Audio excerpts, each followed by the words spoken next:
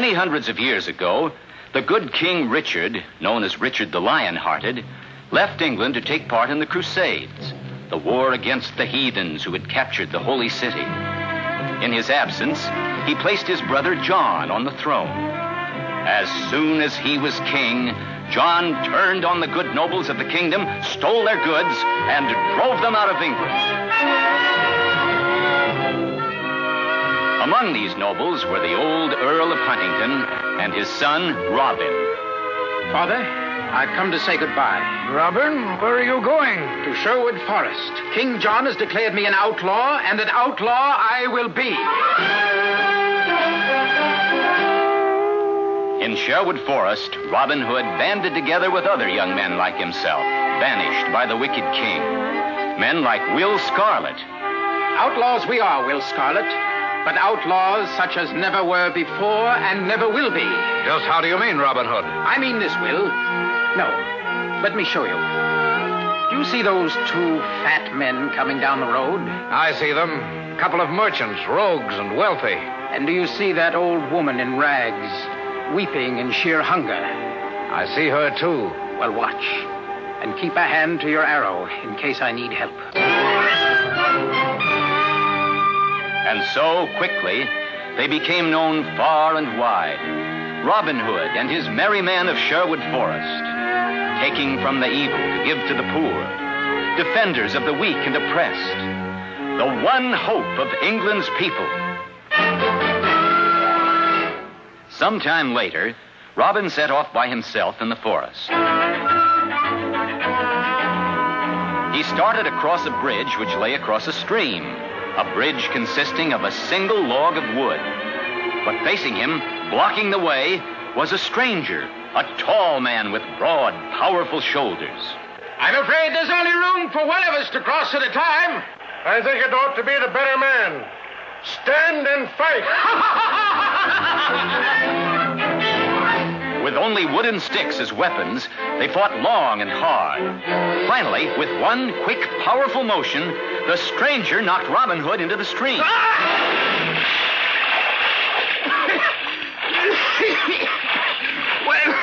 Well done, fellow. What do they call you? John Little is my name. John Little?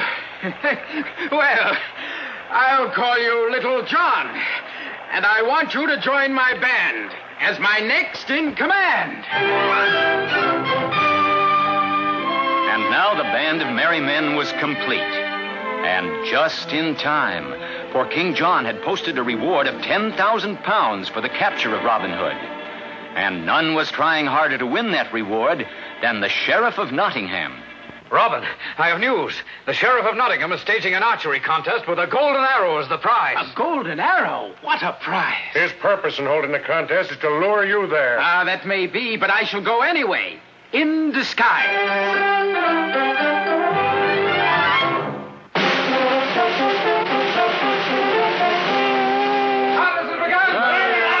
The distance will be 50 paces. You, that beggar over there, get out of the way. I? Why, I'm one of the marksmen, sir. You? A marksman? That's rich.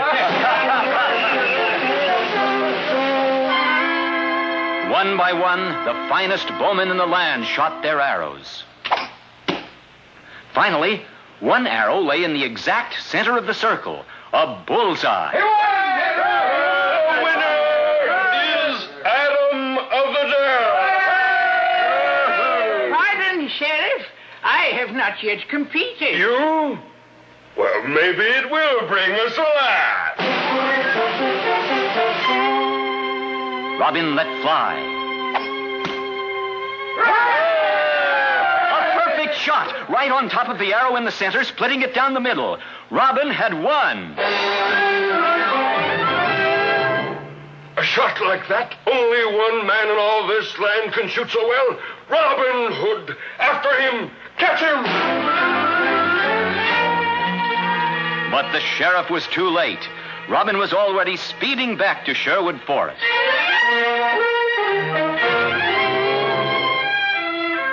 As Robin entered the forest, a knight appeared and challenged him. In the midst of their battle, the knight suddenly put down his sword. Enough. Enough. I didn't recognize you. What? Why, it's your majesty. King Richard the Lion-Hearted, back from the crusade. Robin Hood, your exile is over. You and your men, come back to your homes. But Robin Hood and his men declined the king's offer. They preferred to remain in Sherwood Forest together, living their adventurous lives, taking from evil men to give to the poor.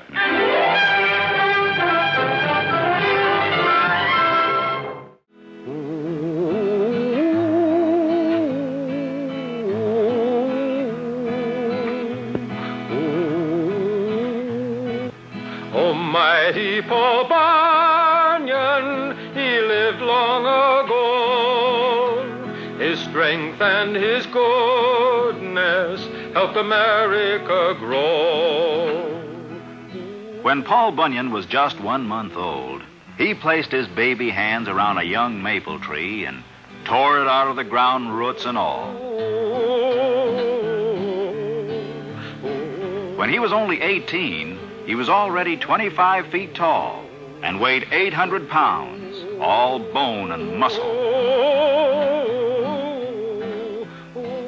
He took one look at the deep forests of the West and found his job: to chop down the trees to make room for cities, farms, and people. Come all you sons of freedom that run the forest stream.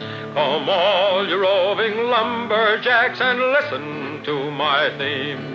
We'll cross the roaring rivers where the mighty waters flow, and we'll roam the wild woods over, and once more a lumbering go, and once more a lumbering go, and once more a lumbering go. We'll roam the wild woods over, and once more a lumbering go. Paul Bunyan was so tall, he covered miles with every step. Why, one day he started walking across the country. He walked across Ohio, Indiana, Illinois, and then stepped into the state of Wisconsin. There, he met an old farmer, his head bowed down with grief. The farmer told Paul his story. I'm going down the road feeling bad. Oh, my crops have failed and now I'm feeling sad. My family is hungry and we have no place to live. I'm going down the road feeling bad. And with 5 blows of his axe, Paul Bunyan cleared a space of 10 miles for a brand new farm. Thank you, Paul Bunyan, cried the farmer. You're welcome, said Paul, as he took an extra big step and walked from Wisconsin into Montana. Yes, Paul Bunyan did some remarkable things, all right. As a soldier in the Revolutionary War, he faced a whole line of cannon. As the Hessian soldiers fired at him, he picked up a tree trunk and batted their cannonballs right back, like baseballs. Once, when pirates were roaming the east coast of the United States, he splashed his foot in the ocean and started a wave that sank the whole pirate navy. Oh, and I almost forgot. He also built the Rocky Mountains.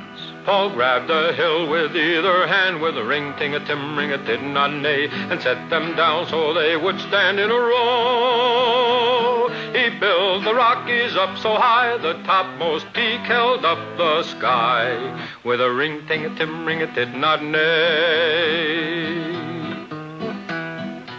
Then came the biggest job of his life. The country had no inland waterway large enough for big ships carrying heavy freight. So Paul Bunyan began to dig. Soon he had scooped out hundreds of miles of earth. Now he wanted rain, so he clapped his hands together. And down poured the rain, until the holes in the earth were filled with the Great Lakes. La la la la la la la. Now, one of the Great Lakes was named Lake Erie, and the town of Buffalo was on its shore.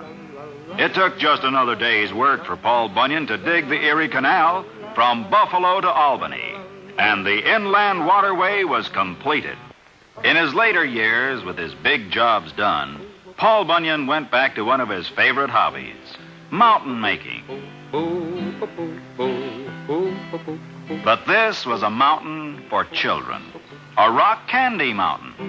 Oh, the buzzing of the bees in the popcorn trees near the chocolate ice cream fountain, where the jelly beans grow and the milkshakes flow down the big rock candy mountain. Oh, the children eat their fill of the whipped cream hill, and no one's ever counting. There's so much to eat, life is one long treat on that big rock candy mountain. Did Paul Bunyan really live? Well, nobody knows for sure. Oh, mighty Paul Bunyan, he lived long ago. His strength and his goodness helped America grow.